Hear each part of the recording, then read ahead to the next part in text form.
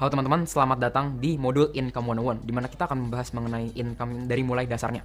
Bersama saya Bonifasius Jovi Utama, Research Analyst Ternak Uang. Nah, di segmen yang pertama ini kita akan membahas mengenai pendapatan dan pengeluaran. Di video yang pertama ini kita akan membahas mengenai middle income trap. Sebagai manusia, tentu kita sering bermimpi.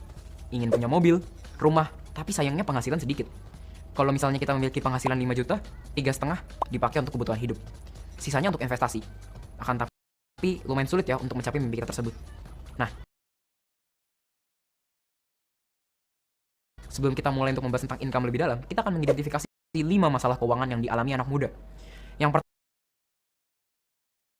pertama adalah minimnya ketertarikan seputar finansial literasi. Sebagai anak muda, dengan banyaknya informasi dari internet, seharusnya justru kita mudah untuk mendapatkan informasi tentang ini. Nah, bagi kamu yang sedang menonton video ini, selamat. Kamu adalah salah satu orang yang mampu dan mau belajar mengenai literasi finansial.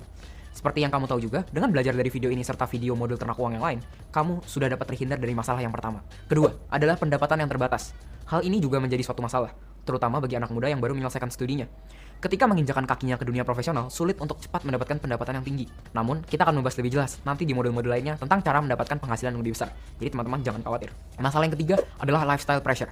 Hal ini sering terjadi pada anak muda yang kerap kali mengerjakan tugas di kafe dan pengeluarannya sekalipun lumayan besar ya, mengikuti gaya anak muda lain dengan membeli sneakers, baju, dan hal-hal lainnya yang mahal yang sebenarnya kurang esensial. Ini salah satu masalah utama yang harus dihindari nih teman-teman. Sebaiknya kita tinggalkan gengsi. Gunakanlah dana sesuai dengan penghasilan yang kamu punya. Masalah yang keempat, banyaknya hutang. Terkadang karena kita tertekan untuk mengikuti gaya hidup orang lain, bahkan kita sampai meminjam dana ke orang lain guna memenuhi hal tersebut. Nah, ini harus dihindari. Kita harus menyelesaikan hutang sesegera mungkin sebelum memulai money management dan bahkan investasi. Nah, masalah kelima ini adalah masalah yang sebenarnya sangat dilupakan oleh banyak sekali orang, yaitu maling yang tidak diketahui, inflasi. Salah satu hal yang sering dilupakan bahwa tentu 100.000 di hari ini nih teman-teman, itu jauh lebih berharga daripada 100.000 di masa depan. Konsep inflasi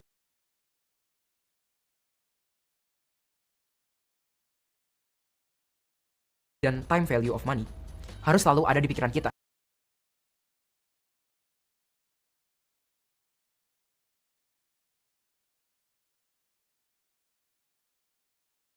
Dan kita harus sadar bahwa semakin hari, pertumbuhan ekonomi akan semakin meningkat, yang membuat kita pun harus mendapatkan penghasilan yang lebih. Beberapa hal ini sering dikaitkan dengan middle income trap, situasi di mana negara-negara berpendapatan menengah ke bawah tidak bisa naik ke status sebagai negara berpendapatan lebih tinggi, karena berbagai faktor merugikan. Hal ini juga bisa dikaitkan dengan kita, karena terkadang sulit bagi kita untuk meningkatkan pendapatan kita dan mengurangi pengeluaran yang kita miliki. Oke, selanjutnya kita akan bahas mengenai cara keluar dari middle income trap, jadi stay tune. Oke teman-teman, sekarang kita akan membahas secara singkat bagaimana cara keluar dari middle income trap. Sepertinya ini sudah cukup sering dibahas ya di modul-modul lain. Nah, di sini saya hanya akan mengingatkan saja bagaimana caranya. Step pertama adalah mencoba untuk menambah pemasukan. Step kedua, kita menyiapkan dana darurat sebesar 6-12 kali pengeluaran bulanan. Step ketiga adalah melunasi hutang, bahkan jangan berhutang, selama hutang itu merugikan kita. Step keempat adalah memiliki proteksi berupa asuransi. Dan step terakhir, tentu kita harus mulai berinvestasi agar kita membuat uang bekerja untuk diri kita sendiri. Ya, itu saja step-step untuk keluar dari middle income trap. Selanjutnya kita akan coba mengerti 3 jenis pendapatan, agar nanti kita mulai tahu nih pendapatan mana yang mau kita telusuri. Stay tune ya teman-teman.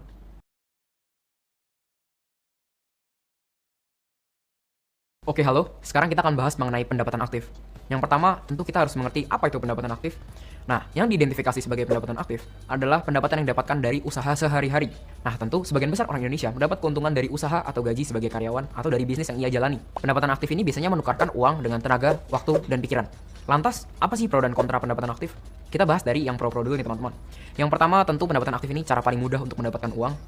Dan pro-nya juga, otomatis jika kemampuan diri kita naik, pendapatan aktif kita juga akan naik. Dan tidak memerlukan modal yang besar, atau bahkan tidak memerlukan modal sama sekali. Kekurangannya tentu pertama banyak sekali persaingan. Jadi jika kita tidak memiliki value, tentu kita akan hilang.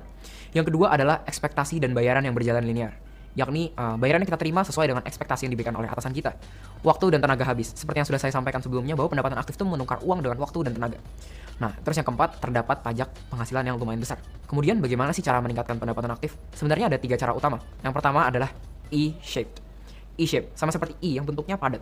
Itu artinya kita menjadi expert dalam satu bidang yang dapat kita eksploitasi terus-menerus. Yang kedua adalah menjadi generalis. Nih, gambarnya seperti ini. Menjadi generalis ini kita capable dalam hal-hal yang banyak, tetapi tidak expert di dalam satu bidang pun. Jadi kita jack of all trades, kita mampu melakukan banyak sekali hal. Kemudian yang paling ideal sebenarnya T-shape, yakni kita capable di banyak sekali hal, tapi kita expert di salah satu bidang tersebut. Itu saja teman-teman untuk pendapatan aktif. Di video yang selanjutnya kita akan bahas mengenai pendapatan investasi. Jadi stay tune.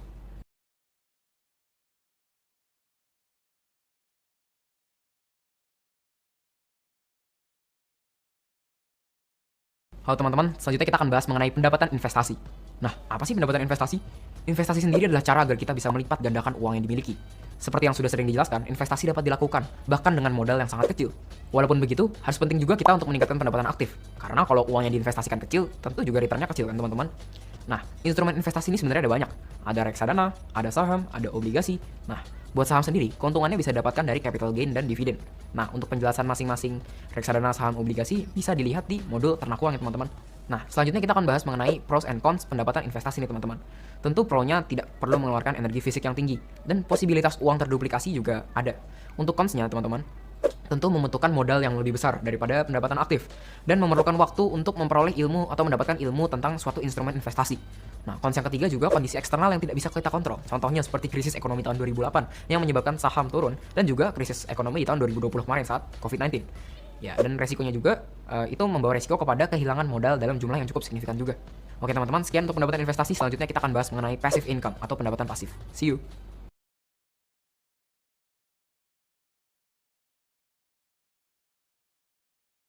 Halo teman-teman, selanjutnya kita akan bahas mengenai passive income atau pendapatan pasif. Passive income itu adalah sebuah penghasilan yang didapatkan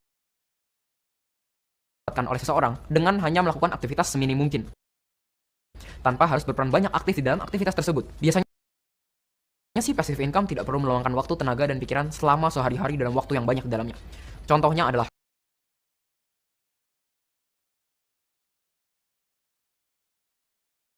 kos-kosan di mana kita dapat uang dari hasil sewa, rental mobil dari hasil sewa juga, dividen saham, dan masih banyak lagi. Untuk pro dan kontra pendapatan pasif, untuk pro yang pertama, tidak perlu mengeluarkan waktu dan tenaga yang besar apabila aset sudah berjalan. Yang kedua, diversifikasi dapat membantu kita mempertahankan kekayaan kita, yakni risikonya kurang besar. Dan yang ketiga, perpajakan yang tidak terlalu besar.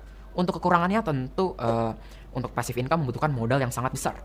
Untuk yang kedua, terdapat posibilitas aset merugi karena tren yang tidak bisa kita kontrol, sama seperti investment income.